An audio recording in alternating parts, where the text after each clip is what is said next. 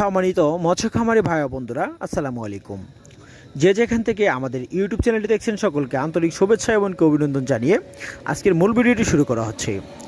আজকের যে ভিডিওটি হলো দেখতে পাচ্ছেন, এগুলো হলো চিতল মাছের পোনা। 7 থেকে 8 ইঞ্চি সাইজের চিতল মাছের পোনা। চিতল মাছ কীভাবে চাষে 8 থেকে 1 বছরে মোটামুটি 2.5 থেকে 3 কেজি প্লাস ওজনা নিয়ে বিক্রি করতে পারেন, বা চিতল মাছ চাষের সুবিধা আপনাদের যে কোনো চাষ পদ্ধতি আলোচনা করব। অবশ্যই ভিডিওটা না টেনে ফুল দেখার চেষ্টা করবেন। সম্মানিত মৎস্য খামারি ভাই বন্ধুরা, চিতল মাছ চাষের ক্ষেত্রে এমনই একটা পুকুর নির্বাচন করতে হবে, যে পুকুরটা থাকতে হবে 40 শতক হতে 100 থেকে 150-200 জায়গার ভিতরেও জায়গার ভিতরেও চিতল মাছ চাষ করতে পারবেন। চিতল মাছ চাষের ক্ষেত্রে পানির গভীরতা 6 থেকে 8 থেকে 10-12 ফিট হলেও মাছগুলো চাষ করতে পারেন। তো চিতল মাছের যত গভীরতা জায়গা হবে, অর্থাৎ যত বড় জায়গা হবে, চিতল মাছ চাষের ততটুকু সুবিধা রয়েছে। মূলত চিতল মাছ চাষের একটি কারণ হলো যে পুকুরে চিতল মাছের খাবার যোগান দিতে হবে আপনাদের।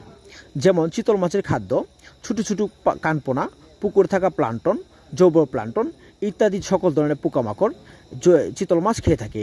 অবশ্যই তারা জীবন্ত পরিমাণ খাদ্য খেতে ভালোবাসে। বিশেষ করে চিতল মাছ 8 থেকে 1 বছর লালন পালন করতে হলে 3 কেজি থেকে 2.5 কেজি প্লাস ওজন মানিয়ে বিক্রি করা যায় চিতল মাছের পোনা।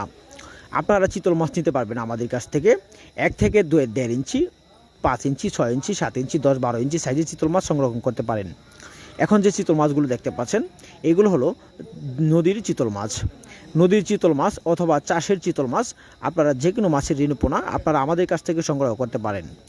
আমাদের এখান থেকে বাংলাদেশের বিভিন্ন স্থানে সকল ধরনের মাছের ঋণপোনা হোম ডেলিভারির মাধ্যমে বিক্রয় করা হয়। এমনকি মাছ চাষের সকল ধরনের তথ্য পরামর্শ আপনারা আমাদের কাছ থেকে জেনে নিতে পারেন।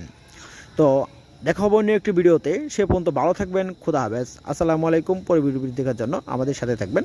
ধন্যবাদ।